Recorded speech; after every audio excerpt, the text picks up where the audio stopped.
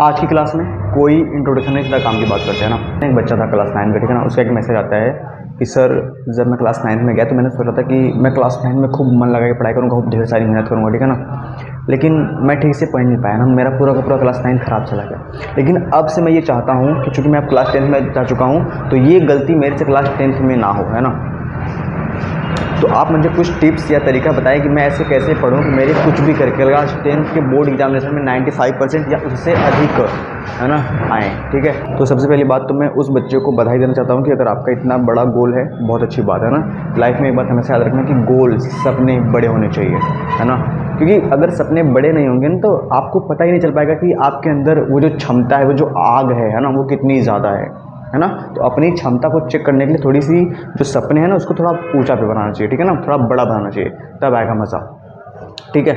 पहली चीज़ तो आपको बहुत सारी बधाई। दूसरा, इस बात को बिल्कुल भूल जाओ कि क्लास 9 में क्या हुआ क्या नहीं हुआ, ठीक है ना। क्लास 9 बेकार चला गया, कोई बात नहीं, कोई दिक्कत नहीं, ठीक है ना। अब से चूँकि तुम्हें इस बात का रियलाइजेशन हो चुका है कि मैंने गलती करी है, तुमने एक्सेप्ट करा है, ये बहुत बड़ी बात होती है ना।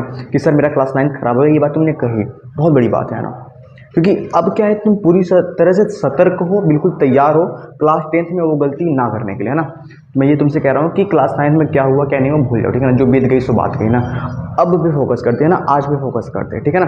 तो आज के इस वीडियो में मैं टोटल तुम्हें 3 बातें बताने वाला हूँ। अगर तुमने इसको पूरी तरीके से फॉलो करा, ढंग से फॉलो करा, ठीक है, तो मैं तुम्हें गारंटी दे सकता हूँ कि तुम्हारे क्लास 10 के बोर्ड एग्जामिनेशन में 95% या उससे अधिक आने से कोई रोक नहीं सकता, ठीक है ना। तो वो 3 पॉइंट्स, वो 3 बातें क्या हैं, आइए उन पर बात करते हैं, ध्यान से समझना। सबसे पहला पॉइंट हमारे पास है, think big thing as small. क्या कहना चाह रहा हूँ मैं, think big thing as small. मतलब ये है कि बड़ी चीज़ों को छोटा करके सोचना, है ना। हमारा माइंड क्या है, जैसे ही हमें कुछ थोड़ी सी बड़ी चीज़ लगती है ना, हम डर जाते हैं ना, ठीक है। जैसे किसी छोटी मोटी चीज़ का ना हवा बना लेते हैं ना, कि ना सर ये कैसे होगा, सर हमें 6 सब्जेक्ट पढ़ने हैं सर, है ना, ये कैसे हो पाएगा, है ना। क्योंकि जो जितना बड़ा है नहीं, हम उसको उतना बड़ा बना देते हैं ना, ठीक है। तो पहला हमें क्या करना है, अपने माइंड सेट, अपना जो दिमाग है उसको इस बात पे फोकस करना पड़ेगा कि हाँ ये मैं कर सकता हूँ ना। क्लास 10 के बोर्ड एग्जामिनेशन में मैं 95% ऐसे अधिक लेके आ सकता हूँ, इस बात को आपको मानना पड़ेगा, है ना। बहुत बड़ी बात नहीं है, ठीक है ना। तो देखो, पहले मैं थोड़ी सी आपका माइंड पूरी तरह से क्लियर कर दूँ, ठीक है। देखो हमारे पास कितने सब्जेक्ट हैं, 6, ठीक है। मुंडी हिलाओ, कितने सब्जेक्ट हैं, 6, पक्का, ओके। 6 सब्जेक्ट हैं। इसको इस तरह से सोचो कि अगर क्या होता, ये 6 की जगह 8 होते, 10 होते, 15 होते, तो कम से कम 15 तो नहीं है ना, 6 है ना, पढ़ लेंगे, कौन सी बड़ी बात है। सिर्फ 6, ओनली 6, है ना। तो जब भी कोई चीज़ आपको बड़ी नजर आए, उसकी तुलना एक और बड़ी चीज़ से कर दो। मेरे सर ने मेरे को बात बताई थी, मैं आपको दिखाता हूँ, ठीक है ना। जब मैं क्लास 6 में था, है ना, तो सर ने मेरे से क्या कहा कि ऐसे 2 लाइन खींची मेरे सामने, 1 और 2, है ना, ये दोनों लाइनें बराबर हैं। उन्होंने कहा कि क्या करना है, इन दोनों लाइनों में से, है ना, हमें क्या करना है, इस लाइन को बड़ा करना है। लेकिन शर्त यह है कि इसको, है ना, मतलब इसमें से किसी एक लाइन को मिटाना या काटना या छोटा करना नहीं है, ठीक है। तो उस समय हम लोग 6 में थे, बच्चों का दिमाग क्या ही होता है ना। तो सर ने कहा कि अगर आपको इस लाइन को छोटा करना है, इसको बड़ा करना है, तो इसको काटना, मिटाना या कुछ और करने की जरूरत नहीं है। बस क्या करो, इस लाइन को बड़ा कर दो, है ना, ठीक है। यानी कि कोई चीज़ अगर तुम्हें बड़ी लग रही है, उसको छोटा करने की जरूरत नहीं है, खुद को बड़ा कर लो, अपनी सोच को बड़ा कर लो, है ना। कि 6 तो है, क्या है, पढ़ लेंगे, इसमें कौन सी बड़ी बात है ना। तो पहला पॉइंट यही है कि think big thing as small, है ना, बड़ी चीज़ों को छोटा करके सोचो, है ना। क्योंकि वो बड़ा है नहीं ना, जिसको तुम बड़ा सोच रहे हो एक्चुअली में बड़ा है ही नहीं, है ना। 6 है ना, पढ़ लेंगे, कौन सी बड़ी बात है ना। और आपको मैं बता दूं, ठीक है ना, 6 सब्जेक्ट है, अगर आप इनको ढंग से पढ़ने पे आ गए ना तो आप 6 महीने में पढ़ सकते हैं, बहुत बड़ी बात नहीं होती है। तो अपने माइंड को पूरी तरह से ये कंफर्म कर दो कि हाँ मैं पढ़ सकता हूँ, मेरे नंबर इतने आएंगे, मतलब आएंगे, लाना है मतलब लाना है जी, सिंपल सी बात है। दूसरे पॉइंट पे बात करते हैं। दूसरा पॉइंट क्या है, अपने सिलेबस को ध्यान रखो, अपने सिलेबस का ध्यान रखो। बच्चे क्या करते हैं, बच्चे बस पढ़ रहे हैं ना, पढ़े जा रहे, सिलेबस का पता नहीं है ना, क्या पढ़ना है क्या नहीं पढ़ना है, एग्जाम में क्या आता है, कितने नंबर का आता है ना, कौन से क्वेश्चन रिलेवेंट है ना, कि इस साल आए थे, इस साल भी आ सकते हैं, कुछ पता ही नहीं, बस पढ़े जा रहे हैं भाई, है ना। सिलेबस का पता नहीं। अगर मैं उनसे पूछ लिया कि बताओ कि क्लास 10th के इंग्लिश के बोर्ड एग्जामिनेशन में क्या क्या आता है, मतलब पेपर में क्या क्या आता है, क्लास 10th से इंग्लिश के पेपर में क्या क्या आता है, तो बस ताकेंगे, है ना, पता ही नहीं है ना।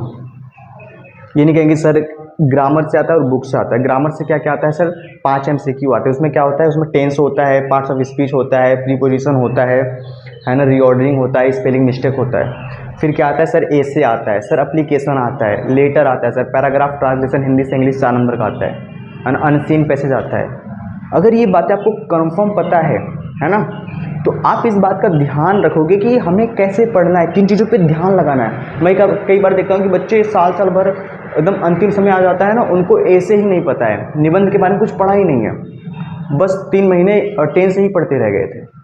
तो सिलेबस ध्यान में रहेगा तो आपको ये पता होना चाहिए कि यार ये अप्रैल चल रहा है, मार्च चल रहा है ना, मई चल रहा है, तो इतने में हमें ये ख़त्म कर लेना है, नहीं तो फिर नहीं हो पाएगा भाई, है ना। जैसे आप हिंदी पढ़ रहे हैं, ठीक है ना, हिंदी पहला चैप्टर क्या है, मित्रता। आप कहानी पढ़ रहे हैं, सीधा सवाल है, ये जो चैप्टर आप पढ़ रहे हैं एग्जाम में क्या आता है, यहाँ से पता नहीं, बस पढ़ रहे हैं, है ना। क्या आता है, संदर्भ आता है, क्या आता है, एक पैराग्राफ देगा, उसमें से आपको रेखांकित अंश की व्याख्या करना पड़ेगा, क्या आता है, उसमें से क्वेश्चन आता है, क्या आता है, इसी को कहते हैं सिलेबस। आपको सभी सब्जेक्ट का, Hindi, English, math, science, social science, art, जितने भी आपके सब्जेक्ट हैं 6, उनके सिलेबस पता होने चाहिए कि एग्जाम में क्या आता है और कितने नंबर का आता है ना। कहीं ऐसा तो नहीं है कि हम 2-3 नंबर की चीज़ों को साल भर पढ़ रहे हैं और बाकी चीज़ों को पे ध्यान ही नहीं दे रहे हैं, है ना। तो दूसरा पॉइंट क्या है, सिलेबस को ध्यान में रखना, है ना। ठीक है, पहला पॉइंट क्या है, अपने माइंड को ये सिग्नल देना कि मैं कर सकता हूँ, मैं कर सकता हूँ, मतलब कर सकता हूँ। दूसरा पॉइंट, सिलेबस पता कर लिया, एकदम माइंड क्लियर है ना। तीसरा क्या है, हम बहुत बड़ी गलती करते हैं, हम चीज़ों को क्लियर करते नहीं चलते हैं। मैंने देखा है ना, बच्चे ऐसे होते हैं ना, चैप्टर 1 मान लेते हैं मैथमेटिक्स का है, रियल नंबर वास्तविक संख्या है, पढ़ लिया, है ना। पढ़ने के बाद क्या है, फेयर कैसे बना रहे, नोट्स कैसे बना रहे हैं, कभी रफ पे इधर लिख दिया कुछ, कहीं यहाँ पे लिख दिया, कोई सीक्वेंस नहीं है ना, कोई लाइनिंग नहीं है। जब टेस्ट आता है, जब एग्जाम आता है, तो ऐसा लगता है कि यार पूरा खाली है दिमाग, कुछ है ही नहीं भाई, है ना। क्या पढ़ा है, क्या है पढ़ा, तो पर क्लियर नहीं करा, है ना। स्कूल में पढ़ रहे हैं, कोचिंग्स में पढ़ रहे हैं, यूट्यूब पर पढ़ रहे हैं, इतने जगह पढ़ रहे हैं ना, वही सवाल, वही चैप्टर, 3-4 टीचर पढ़ा रहे हैं, उसके बाद भी कुछ पता ही नहीं है। क्यों नहीं पता है, क्योंकि हमने क्या करा है, चीज़ों को कचरा बना दिया है ना, खिचड़ी बना दिया है। एक जगह से पढ़ो, प्रॉपर पढ़ो, सही तरीके का नोट्स बनाओ, है ना। पहले चैप्टर, उसका इंट्रोडक्शन, फिर प्रश्नावली के क्वेश्चन, है ना, उसके इंट्रोडक्शन, एग्जाम्पल, प्रश्नावली के क्वेश्चन, एक लाइन से, सीक्वेंस में, है ना। जो सवाल आपको आसान लगे ठीक है, जो सवाल आपको टफ लगे उसके ऊपर गोला बना लो, या वहाँ पे लिख लो नाइस क्वेश्चन, क्योंकि जिस क्वेश्चन को करने में थोड़ी मेहनत लगे ना, मतलब ये ठीक है ना, नाइस अच्छा सवाल है, ताकि जब अगली बार रिवीजन करने आओ तो तुम्हें लग जाए कि यार ये सवाल था जिसमें मैं फंसा था, तो पहले इसी को करते हैं ना, क्योंकि बाकी तो आसान है, बाकी तो कर लेंगे ना। हम क्या करते हैं, चीज़ों को क्लियर नहीं करते, है ना। क्लियर करना मतलब क्या, आपने पढ़ा चैप्टर नंबर 1 वास्तविक संख्या, लिखो उसको ऊपर, सबसे पहले लिखो वास्तविक संख्या, रियल नंबर। सर ने सबसे पहले क्या पढ़ाया, है ना, क्या होता है वास्तविक संख्या, किसे कहते हैं वास्तविक संख्या। चैप्टर का नाम अगर वास्तविक संख्या है तो क्यों है, उसको समझना, अंडरस्टैंड करना। फिर थोड़ा और नीचे आया, अच्छा वास्तविक संख्या, है ना, ये समझा।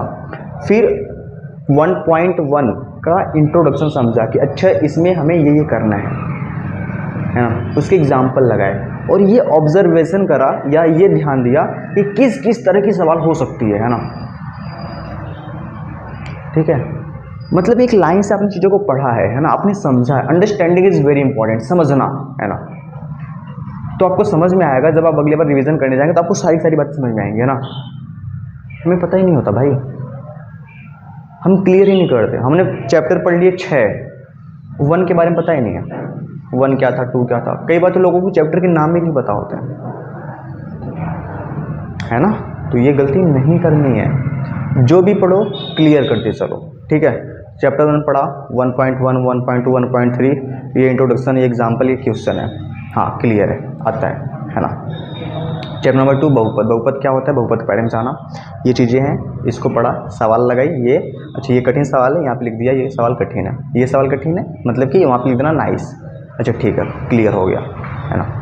कई बार ऐसा होगा कि आपको बिल्कुल एकदम ये नहीं हो जाना कि टीचर ही बन जाना ना कि सारी सवाल आने चाहिए। अरे नहीं आती सारी सवाल, है ना, कोई दिक्कत नहीं। कुछ सवाल ऐसी होती है जो कठिन होती हैं, अजीब होती है। अभी आप क्लास 10th में हो तो उसको बस वैसे पढ़ना है कि हाँ ठीक है पढ़ लिया, कोई दिक्कत नहीं है। एकदम उसी में लग मत जाना कि जब तक मेरे को नहीं आएगी हम आगे नहीं बढ़ेंगे। भाई लाइफ में हमेशा आगे बढ़ जाना चाहिए, है ना, नहीं तो पीछे छूट जाओगे। जो थोड़ा वैसा है ठीक है, कोई दिक्कत नहीं, पढ़ लेंगे, उसमें क्या है। ऐसे चीज़ों को ख़त्म करते चलते हैं, है ना, क्लियर करते चलते हैं। एक लाइन से नोट्स बनाते हैं, फेयर नोट्स, यानी फेयर बनाना बहुत इंपॉर्टेंट है, और किसी एक जगह से, है ना। अब देखो, हो सकता है कि आपको सवाल समझ में ना आई हो, तो आप किसी भी टीचर से सवाल पूछ सकते हैं, यूट्यूब पर पढ़ सकते हैं, मेरे से पढ़ सकते हैं, या अपने स्कूल वाले सर से पढ़ सकते हैं। सवाल समझ लिया ना, अब उसका फेयर एक लाइन से बना लिया। फेयर तो एक ही होना चाहिए, मतलब एक ही होने से मतलब यह है कि उसी को पढ़ना है बार बार, है ना। नहीं आई सवाल तुरंत खोल के देख लिया, अच्छा कौन सी सवाल नहीं आई, है ना।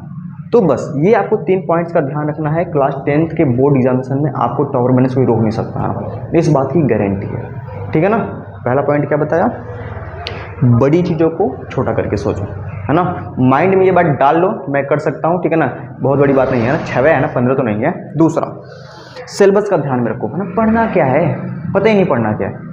अच्छा टेंस पढ़ा है, टेंस से एग्जाम में क्या आता है पता ही नहीं है, क्या आता है टेंस से एग्जाम में, क्या ये आता है कि बताओ प्रेजेंट एंड डेफिनेट की पहचान क्या है। सिलेबस का ध्यान रखो। तीसरा पॉइंट, चीज़ों को क्लियर करते चलो, जो पढ़ रहे हो क्लियर होना चाहिए, है ना। स्कूल में आपके पढ़ा रहे हैं सोशल साइंस या हिंदी पढ़ा रहे हैं, 1 चैप्टर खत्म, 2 खत्म, 3 खत्म, कभी किसी बीच में से कुछ पूछ लूँ, अरे क्लास में बैठे हो पढ़ रहे हो, आना तो चाहिए ना, उसका एक प्रॉपर नोट्स हो। आने से मतलब है कि हाँ ठीक है आ गया है, अभी नहीं आ रहा है, लेकिन एक बार पढ़ लेंगे तो आ जाएगा। तो कम से कम इतना तो पता होना चाहिए कि हम अच्छा हाँ पढ़ेंगे, है ना। पर पता ही नहीं होता भाई, चैप्टर कहाँ है, फेयर कहाँ है, चीज़ें कहाँ है, कुछ पता ही नहीं है। तो चीज़ों को क्लियर करते चलो, खुद को बेवकूफ़ मत बनाओ, है ना। Notes banana is very compulsory, ठीक है। तो अगर आपने इन 3 बातों को ध्यान रखा तो बस आपका काम हो जाएगा, ठीक है। तो आज की क्लास में बस इतना ही, है ना। मिलते हैं नेक्स्ट वीडियो में, तब तक के लिए धन्यवाद। ओके, बाय और बाय।